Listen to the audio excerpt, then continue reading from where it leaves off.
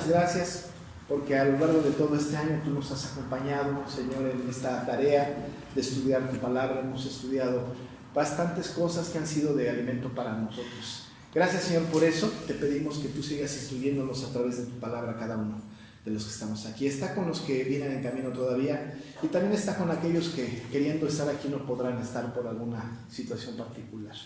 Gracias, Señor. Nos ponemos en tus manos ahora para ser dirigidos a través de tu Espíritu por ti, en el nombre de Jesús. Amén. Amén. Muy bien, vamos a comenzar y vamos a abrir la Biblia en el capítulo número 2. Voy a leer 13 al 17 del capítulo 2.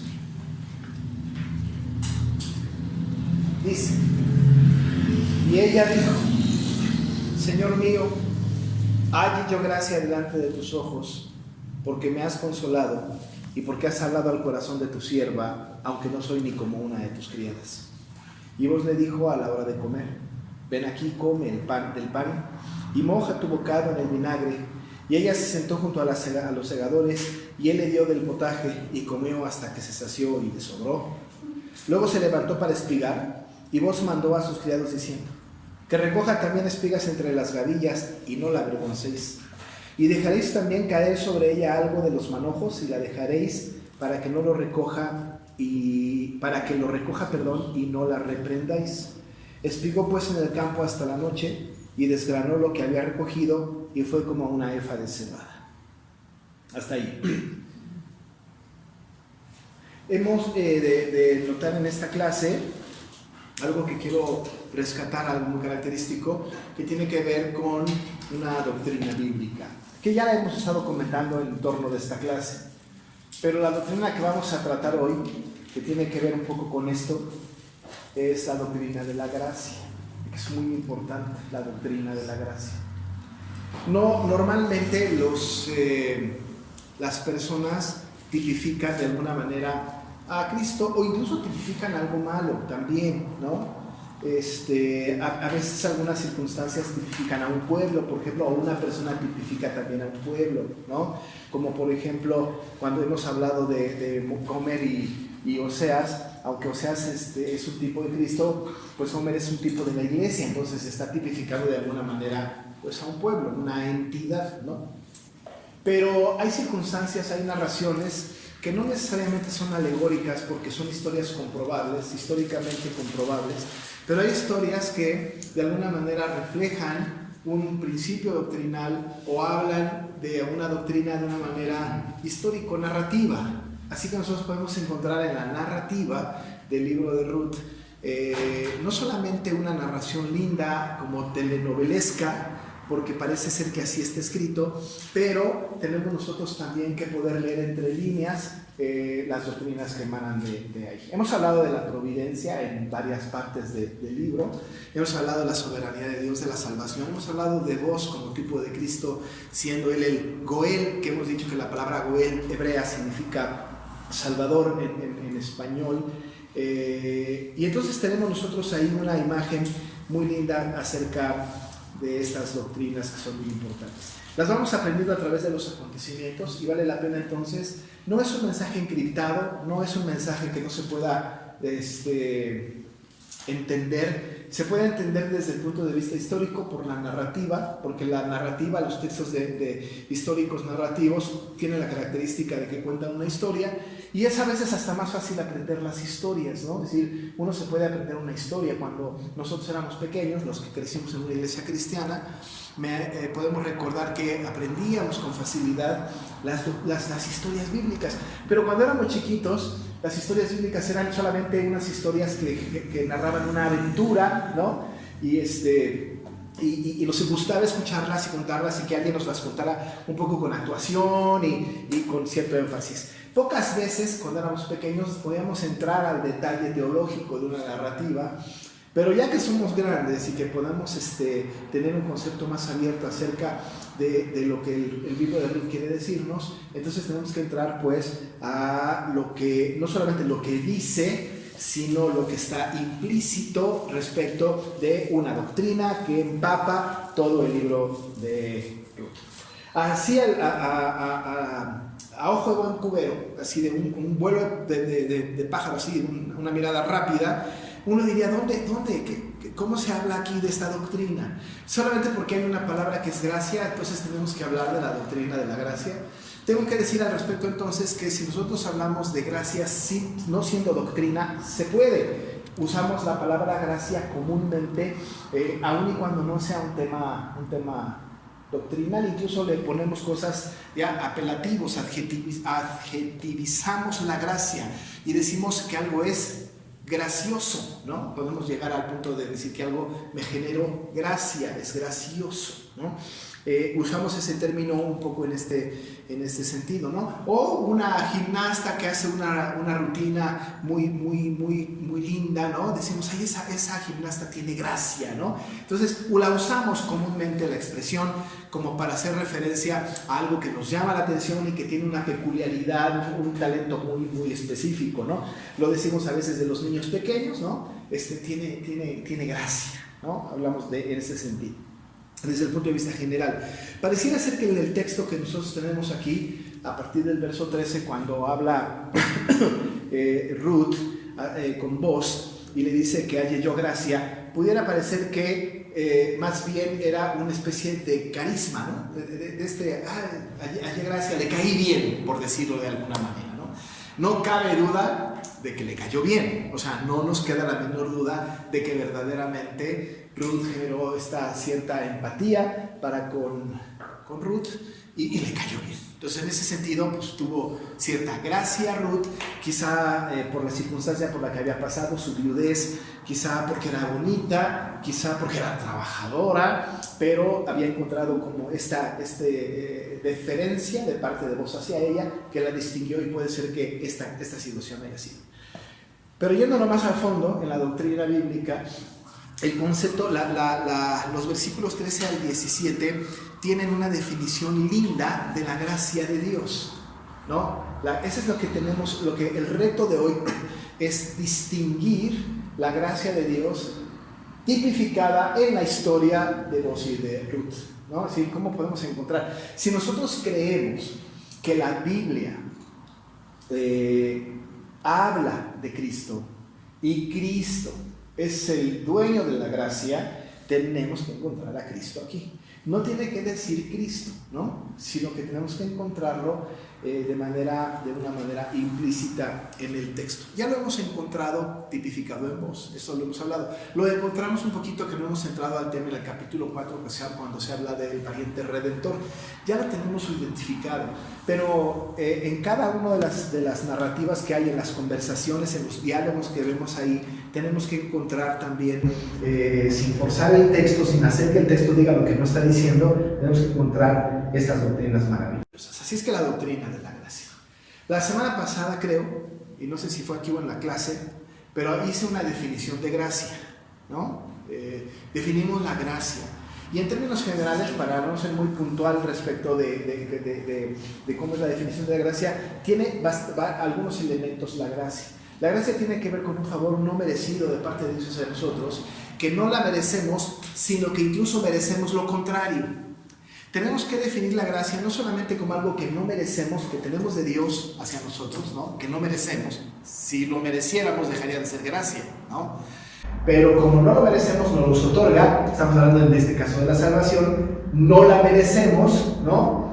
Pero no solamente la definición se queda en que no merecemos su gracia, sino que la definición va más allá. No solo no la merecemos, sino que si de merecimiento se trata, merecemos lo contrario, ¿no? Es decir, el antagónico, la antítesis de la gracia, ¿no? Y la antítesis de la gracia, bueno, pues es el desprecio de Dios, la ira de Dios, ¿no? El fuego consumidor, el destino terrible en el infierno. Entonces, estamos hablando de esta definición de gracia, que es una definición que tiene que ver con esta acción salvadora de parte de Dios hacia nosotros, que no lo merecemos, sino que merecemos lo contrario. Eso lo hemos entendido nosotros cabalmente.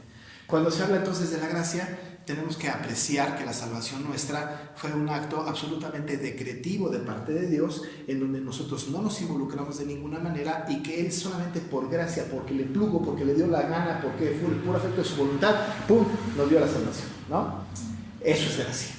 Si nosotros la hubiéramos merecido la salvación, si hubiéramos nosotros dicho, ya me la gané porque hice una oración del pecador, porque voy a la iglesia todos los domingos, porque soy muy sano, muy bueno y todo, esa salvación que yo tendría sería obtenida por mi esfuerzo, entonces ya no es gracia, ya no es gracia. Así que la gracia implica absolutamente ninguna participación del hombre. El tema del libre albedrío tiene que estar encerrado en una caja fuerte que se vaya con aquellos que se venden al infierno. No hay. Esto no existe. No en la decisión por Cristo, ¿no? Desde luego somos libres ahora, pero somos libres en Cristo, y somos libres no para hacer lo que nos venga en gana, sino que somos libres para hacer la voluntad de Cristo, ¿no? Somos esclavos de Él. Entonces estamos en el concepto de la gracia. ¿Y cómo lo encontramos aquí? Entonces ya dije, ¿no? El reto es encontrarlo aquí, en esta narrativa de 5 versículos, ¿no? De 13, 14, 15, 16 y 17. Es que vamos a ver en qué consiste esta gracia. Hay 5 cosas, ¿no?, que ahora sí puntualmente voy a distinguir para encontrar dónde, o para descubrir dónde encontramos esta gracia. O cómo se ve evidente la gracia. 5 cosas. El texto empieza diciendo, ¿no? Y ella dijo, Señor mío, halle yo gracia delante de tus ojos. Aquí se establece el principio de la gracia, ¿no? Es decir, estamos hablando de la gracia. Ya lo dije la vez pasada, hace 2 o 3 jueves, ¿no? Comenté que este versículo pareciera ser, ¿no?, como que es el que más ejemplifica a vos como el Goel, el Salvador, ¿no?, por lo que dice.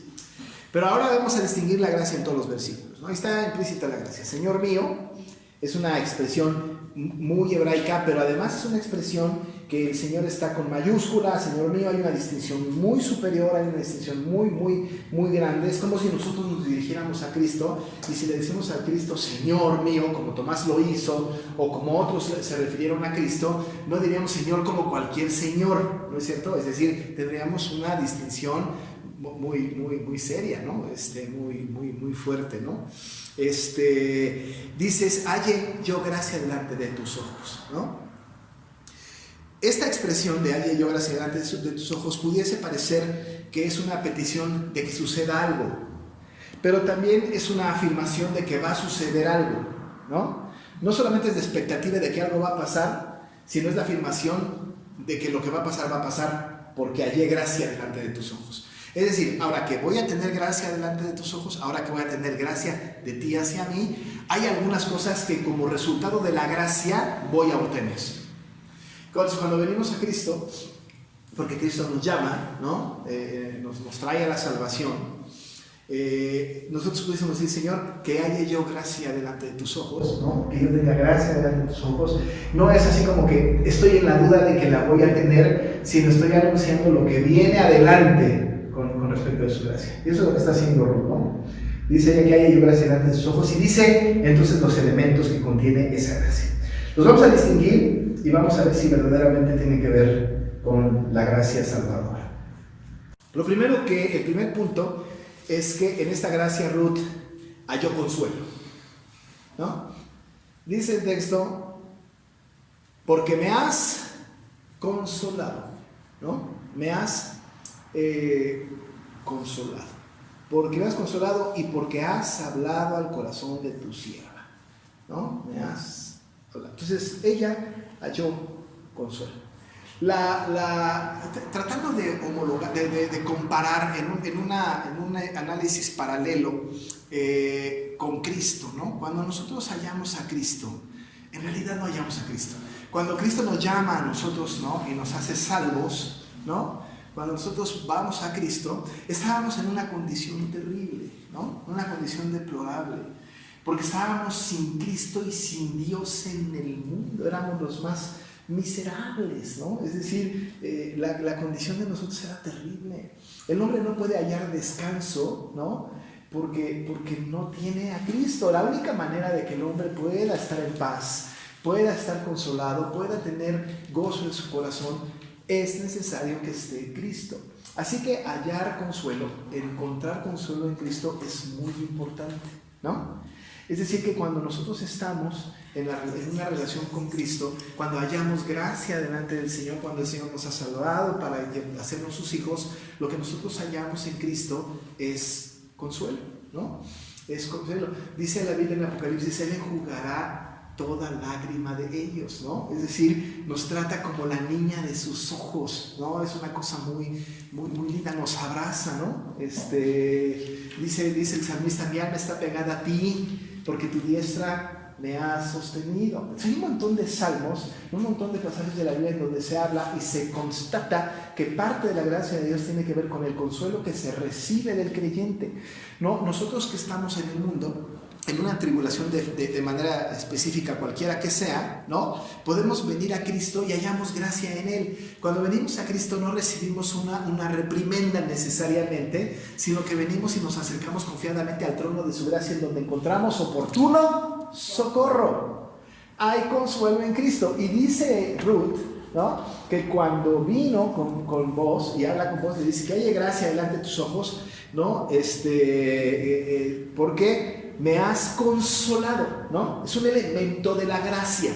Eso es muy importante.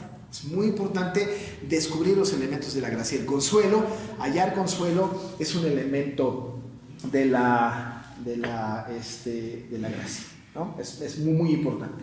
La segunda cosa es que Ruth fue tratada con dignidad, ¿no? Dice Ruth, me has consolado porque me has hablado al corazón de tu sierva, aunque no soy ni como una de tus criadas, ¿no? No soy ni como una de tus criadas, y he hallado con todo y eso gracia delante de tus ojos, ¿no? Entonces la trató con una cierta deferencia que era muy, muy importante, ¿no? Dice ella, aunque soy menor, ¿no? Aunque no soy ni como una de tus criadas, ella se pone debajo de las criadas para estar delante de él, y el Señor, y vos todavía la trata con una dignidad, no una dignidad merecida por sus características personales, sino como una dignidad producto de la gracia que el Señor nos otorga, ¿no? Es decir, porque dignos no somos, ninguno, ¿no? O sea, si yo digo, no, Señor, trátame dignamente, pues que me mate, ¿no? Pero no me está viendo así, sino es por su gracia que me trata, ¿no? Su gracia está empapada en este asunto. ¿Se acuerdan ustedes cuando María, ahora que viene la época navideña, vamos a recordar eso en algún domingo, pero María, ¿no?, en el famoso canto del Magnificat, ¿no? ¿Se acuerdan del Magnificat? Dijo algo muy chistoso, bueno, no muy chistoso, pero muy, muy, muy elocuente, que tiene que ver un poco con este asunto. En Lucas 1:48, para citar lo que dijo María, 1:48, miren en qué situación se pone María delante del Señor, ¿no? Bueno, desde el 46 dice, entonces María dijo, engrandece mi alma, Señor, y mi espíritu se regocija en Dios mi Salvador, porque ha mirado la bajeza de su sierva. Pues he aquí desde ahora me dirán bienaventurada a todas las generaciones, porque me ha hecho grandes cosas el poderoso, santo es su nombre. Pero la expresión que usa María es que Dios ha mirado la bajeza de su sierva, ¿no? Y con todo, y que el Señor ha mirado la bajeza de su sierva, le ha dado una bendición que dice ella, y todo el mundo me llamará bienaventurada, ¿no? Es decir, le da una distinción. ¿Se la merece María? No. ¿María era pecaminosa? Sí, claro. Es baja, es una aldeana, ¿no? No es una mujer digna, pero el Señor tuvo misericordia de una mujer indigna, ¿no? Para distinguirle. No es que la trate con dignidad, sino porque la gracia del Señor alcanzó a María de tal manera, ¿no?, que María solamente puede decir, la verdad es que aprecio esta deferencia que tienes para conmigo, esta distinción que tienes para conmigo. A Ruth le pasó lo mismo, ¿no? Ella se puso menos que las criadas, aunque no soy ni como una de tus criadas, soy lo más vil, ¿no? Se pone en este papel, y con todo y eso, hallé gracia delante de tus ojos. Pero claro, a lo vil y menospreciado del mundo escogió Dios, ¿no? Es decir, no hay que ir muy lejos, nada más hay que mirarnos a nosotros mismos. Y uno dice, ¿y a mí por qué? Cuando dice la Biblia que a lo vil y a lo menospreciado escogió Dios, yo digo, me veo a mí mismo y digo, no, pues sí. A lo vil y a lo menospreciado, de veras que sí se aplica, es verdad esto, ¿no?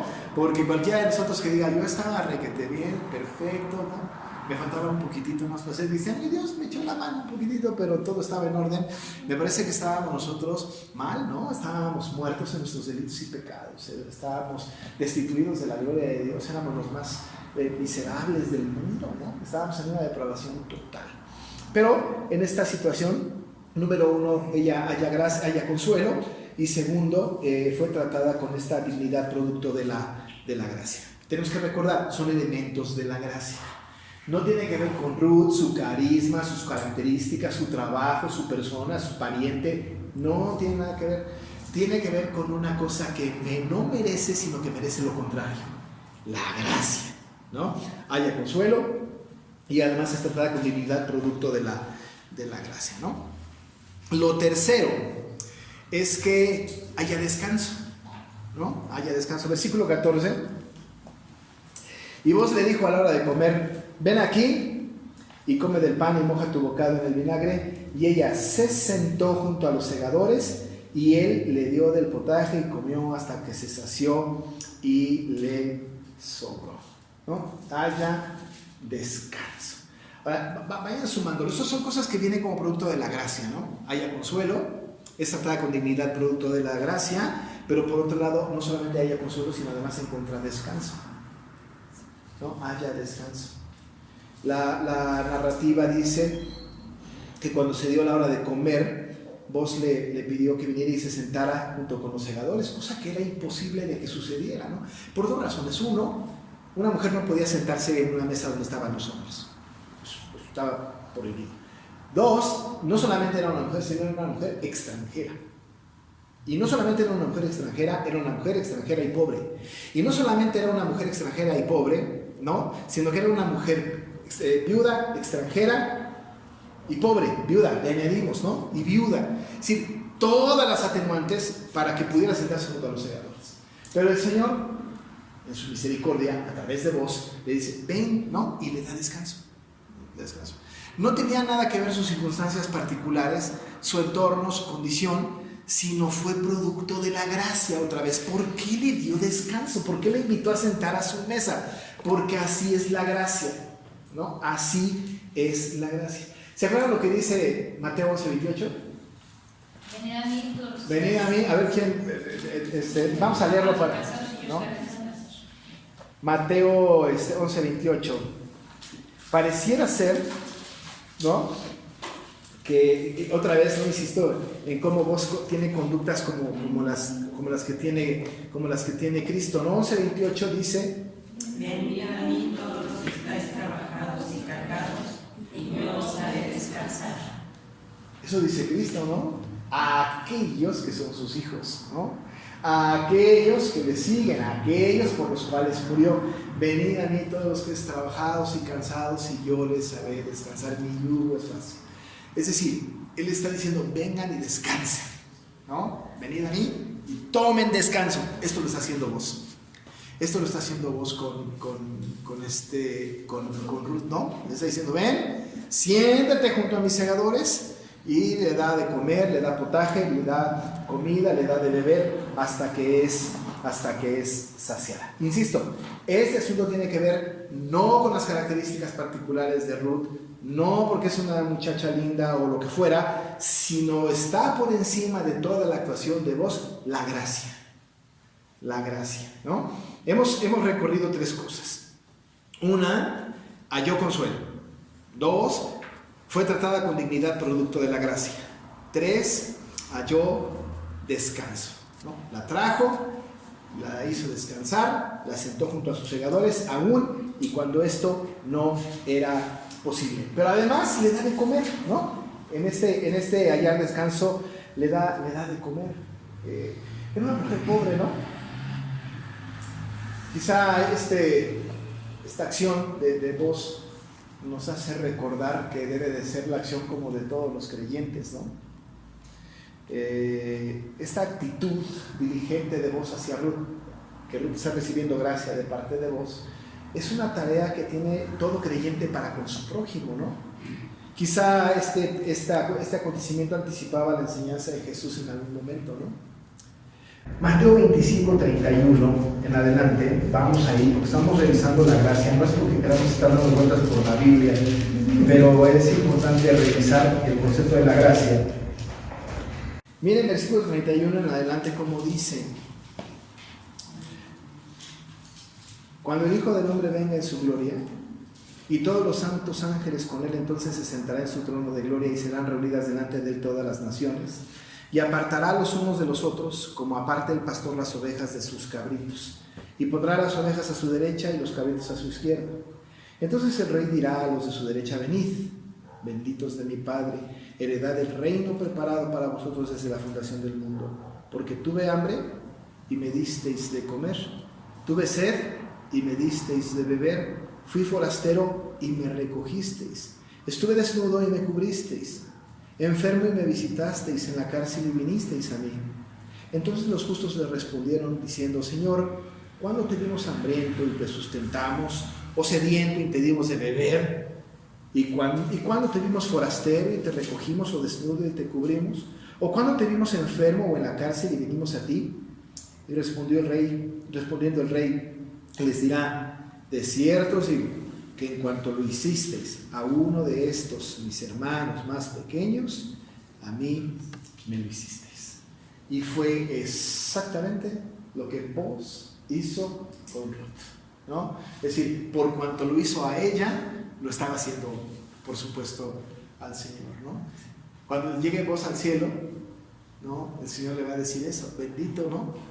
Entra, ¿no? Y va a hablar con él y le va a decir: a mí me lo hiciste. Si lo hiciste a Ruth, entonces me lo hiciste también a mí, ¿no? Así que ya tenemos esas tres, ¿no? Halló consuelo, fue tratada con dignidad producto de la gracia, haya descanso, Ruth, ¿no?, recibe el alimento. En cuarto lugar, ella recibe más de lo que esperaba sin merecerlo, ¿no? Recibe más de lo que esperaba. Versículo 15 y 16 dicen: luego se levantó para espigar, y Boaz mandó a sus criados diciendo: que recoja también espigas entre las gavillas y no la avergoncéis, y dejaréis también caer para ella algo de los manojos, y la dejaréis para que lo recoja y no la reprendáis. Recibe más de lo que ella estaba esperando, porque la gracia del Señor es abundante.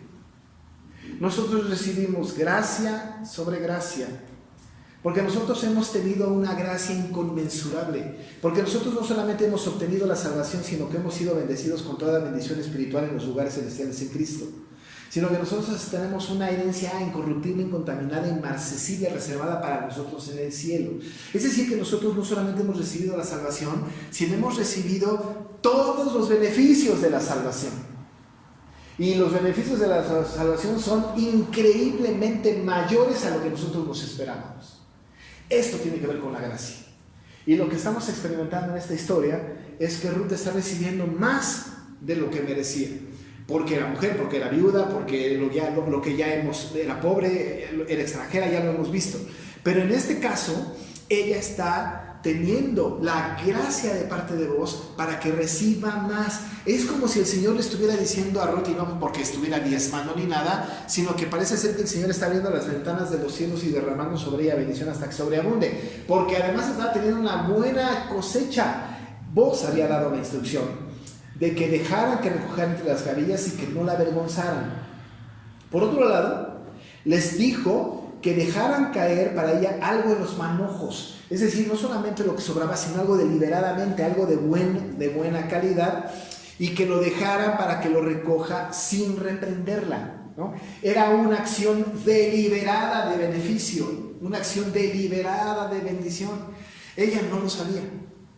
Vos se lo dijo en secreto, o se lo dijo aparte a los senadores, pero les dio esta instrucción y Ruth iba a empezar como que yo no me imagino a Ruth, qué raro, me están dejando mucho, ¿no? Pues, y ahora se les habrá olvidado, ¿qué habrá pasado, no? Estarán descuidados, pero la lectura de Ruth, no lo dice la Biblia, pero a mí me parece que la lectura de Ruth de este asunto es lo que ya había dicho al principio, ella halló gracia delante de los ojos de Dios.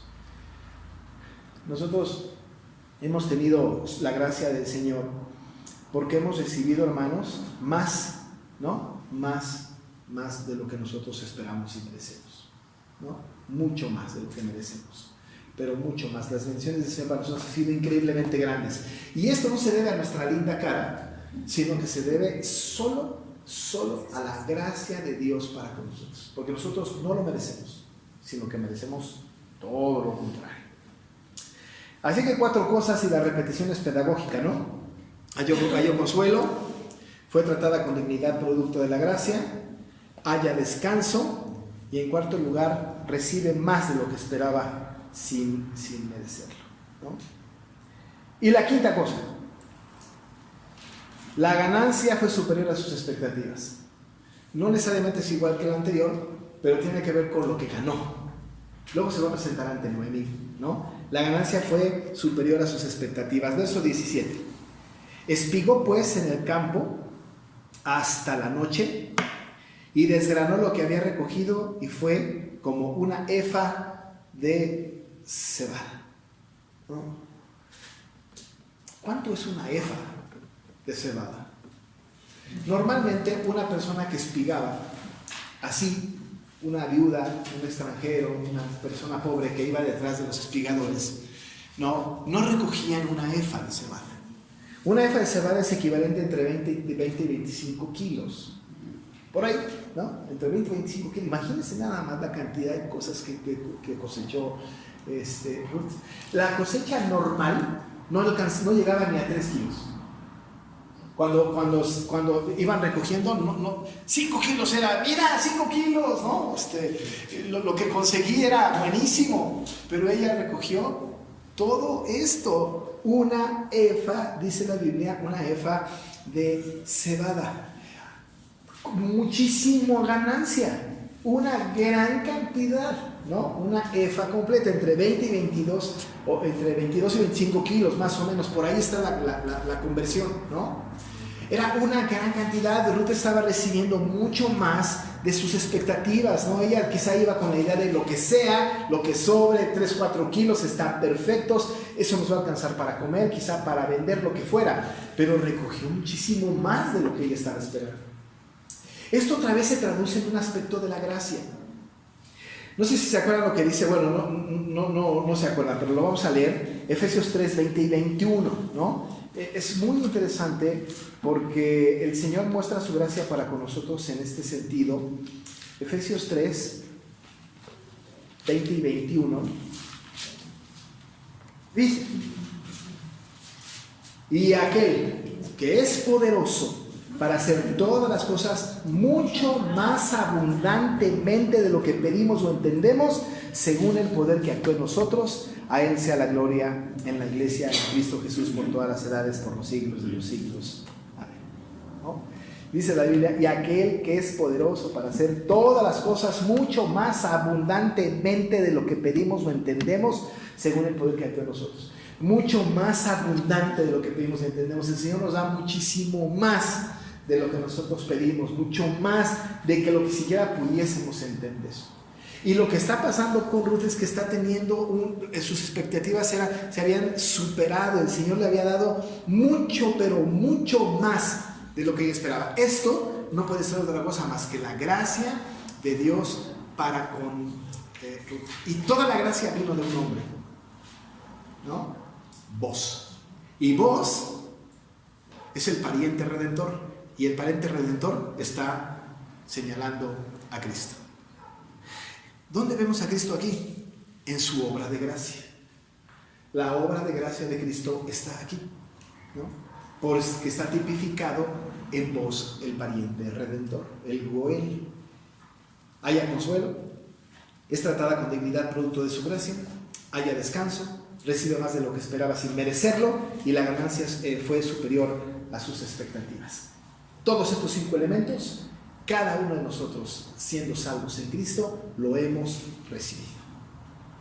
Y hemos experimentado su maravillosa gracia. Si no tuviésemos la gracia del Señor, estaríamos terriblemente mal, con un destino espantoso. Pero aquí la historia nos lleva a reflexionar sobre la gracia de Dios para con ella y sobre la gracia de Dios para con nosotros. Así que estamos en el camino. No habla de Cristo, no dice Cristo en ningún lado, pero por supuesto que todo señala a Cristo. Y a Cristo en su gracia. Vamos, ¿no? Te damos muchas gracias, Padre, por esta clase, ahora corta, pero también, Señor, nos podemos notar tu maravillosa gracia. La gracia que tú ejemplificaste, Señor, en la vida de vos para con Ruth. Pero la gracia que nosotros experimentamos, Señor, de parte tuya es igual a esa. Y nosotros hemos entendido que hemos hallado gracia delante de tus ojos y nos has llenado de toda bendición. Gracias, Padre, porque nos has dado mucho más de lo que merecemos o entendemos. Bendícenos, Señor, y permítenos apreciar esta gracia maravillosa. Dirígenos a nuestros hogares, danos un buen descanso y permite que mañana sigamos con la actividad cotidiana. En el nombre de Jesús. Amén.